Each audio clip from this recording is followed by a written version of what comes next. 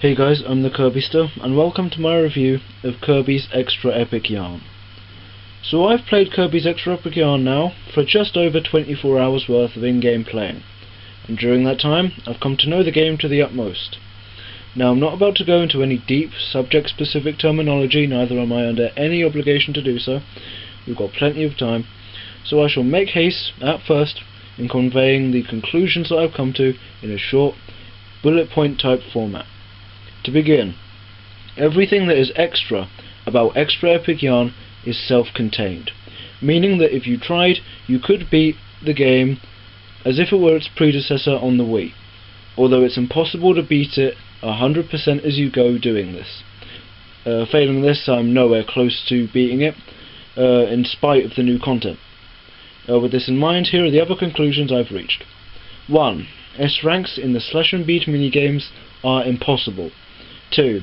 Tank bot levels in Devilish mode are impossible to beat unharmed, such as Moonbase and even Green Greens in Dreamland, but that's a bit later.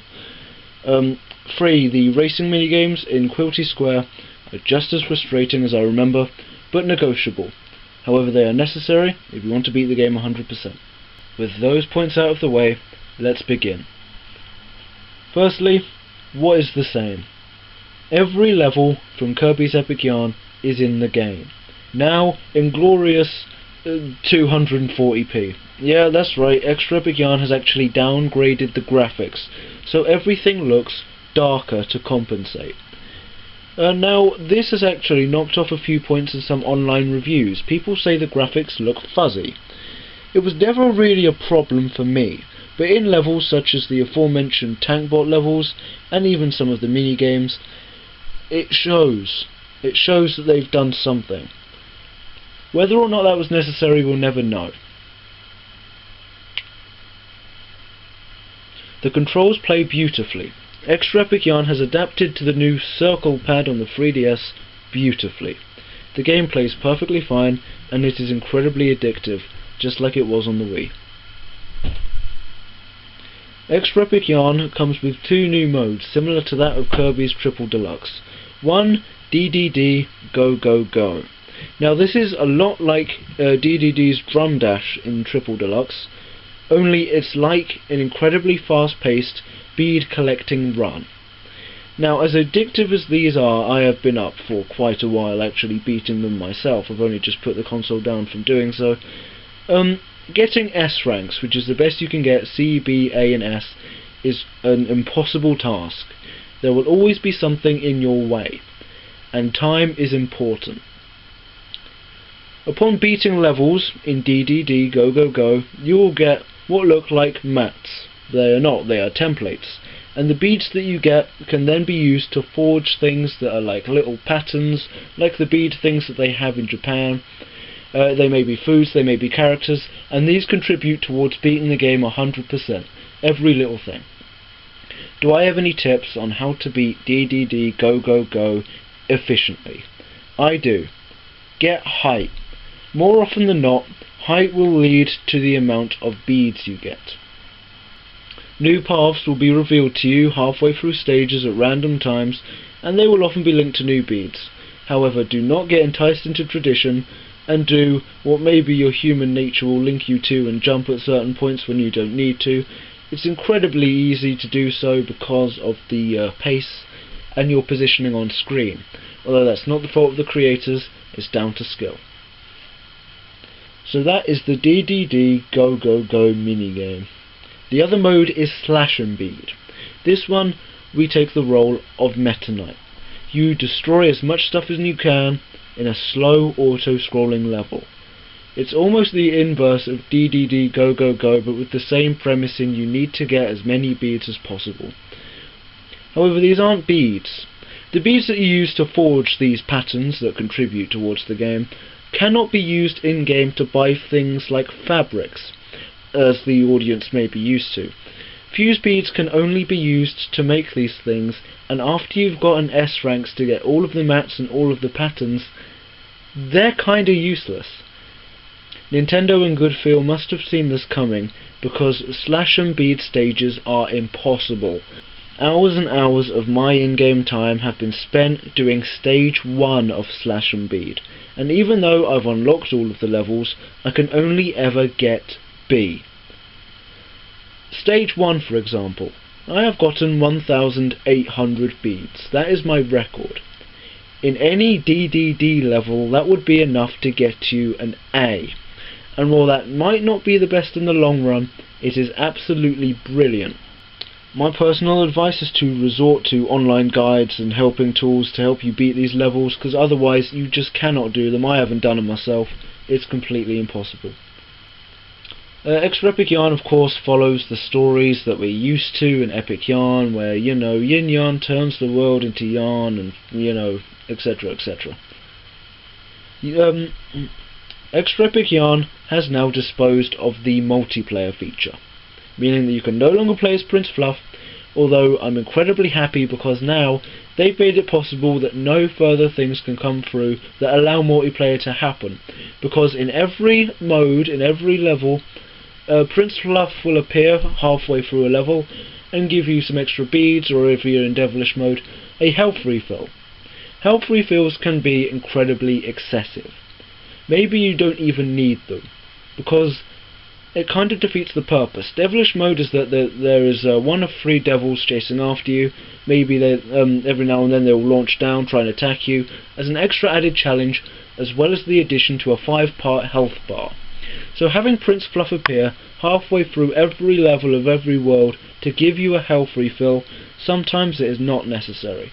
And even in levels in Dreamland later on, in Green Greens, where I've only beaten it with 1 hit left, 2 hits left, even after getting these health refills, then it is accepted. Of course, I'm basing this purely off my own skill level. I mean, I don't know how anyone else plays it. On the subject of Devilish mode, while these devils serve as a challenge, they are more of an annoyance. Well, that's what you'll hear if you look at most reviews online. For me, the devils serve as nothing more than a tool to ruin the OST. Now, the soundtrack of Epic Yarn is always amazing, and it sounds amazing as compressed Wii music on the 3DS. It plays really well and it's brilliant. However, whenever the devils appear, which is every so often, you get this new Devilish mode theme, and while it's amazing, it's too much, honest to God. It's just, it's a small, I think, 11-second loop, and while that isn't actually apparent in-game, it gets boring. And then every now and then you think back to the level music that you could be listening to. Now, this isn't really a problem because the devils can be attacked. Like, if you hit them or whip them or anything, even using the new Ravel abilities, then they'll disappear and then come back like 20-25 seconds later, during which the normal music has faded in and then out again.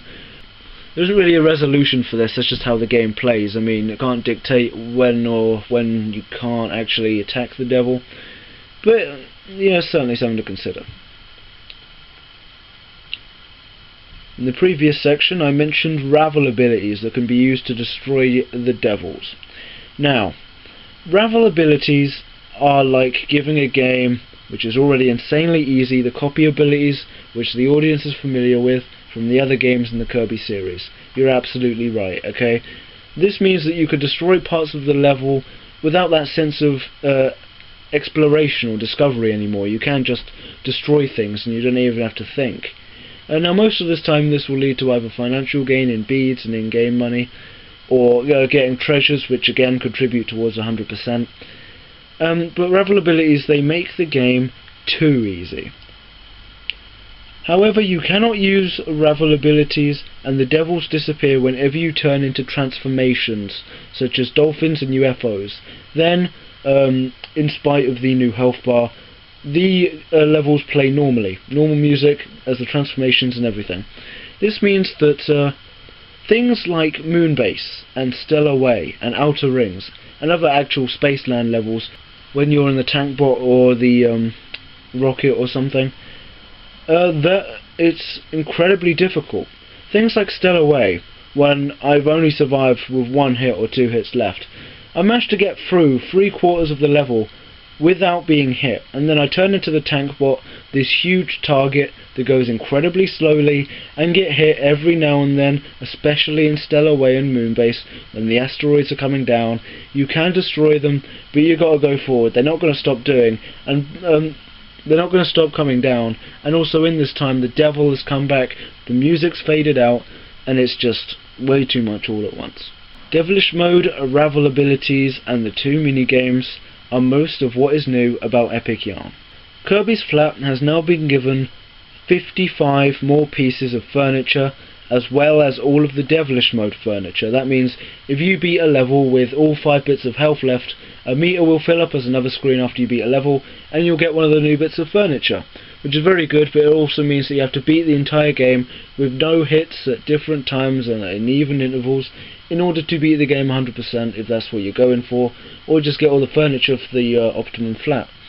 Now, the flat before in Epic Yarn was incredibly boring. You couldn't really do much, just whip a few things, turn a few things on, that's about it, turn them off and on again.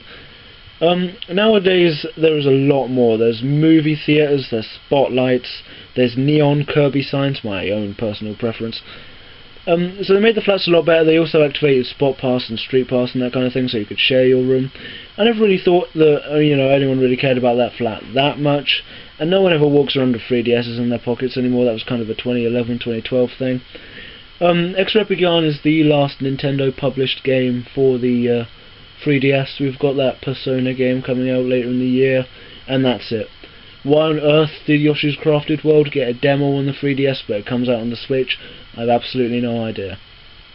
Apart from that, that's all that is new about Extra Epic Yarn. I enjoy it myself. It is absolutely brilliant.